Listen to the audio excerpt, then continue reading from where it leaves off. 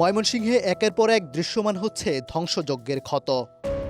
নাশকতাকারীরা যে কি পরিমাণ তাণ্ডব চালিয়েছে তারই রেশ রয়েছে ময়মনসিংহের গৌরীপুরের তাল্লু স্পিনিং মিলে।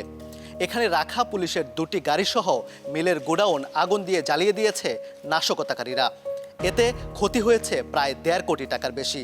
বন্ধ হয়ে গেছে মিলের কার্যক্রম।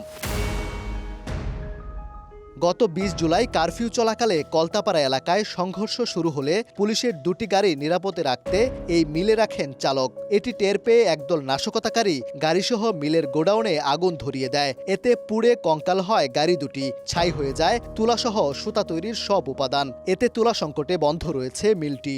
ওরা খুঁজতে আইসে গোডাউনের ভিতরে দেখে গাড়িতে আগুন লাগাই দিয়েছে। এই আগুনটা গোডাউনের চতুর্পাশে ছড়িয়ে পড়ে আমাদের গোডাউনে রক্ষিত MCU5 তুলা, বিস্কোস ফাইবার, টেনসিল ক্ষতিগ্রস্ত হয়।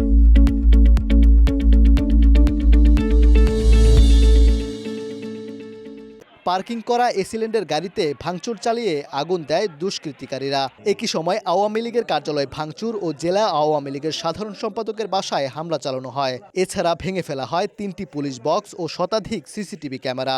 এটি চিহ্নিত গোষ্ঠী, সন্ত্রাসী গোষ্ঠী, তারা এই কাজটি করে আসছে। যারা এই ধরনের অপশক্তি নৈরাজ্য সৃষ্টির মাধ্যমে এই দেশের সম্পদকে ধ্বংস করেছে তাদের দৃষ্টান্তমূলক শাস্তি নিশ্চিত করা হয়।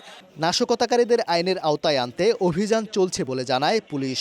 নাশকতার সাথে যারা জড়িত চিহ্নিত করেছে, এখন আমরা তাদের বিরুদ্ধে তাদের সবাইকে আমরা আইনের আওতায় নিয়ে আসব। সহিংসতায় গৌরীপুর থানার ওসি গুলিবিদ্ধ সহ পুলিশের 27 সদস্য আহত হয়েছেন। ওবায়দুল হক, সময় সংবাদ, ময়মনসিংহ।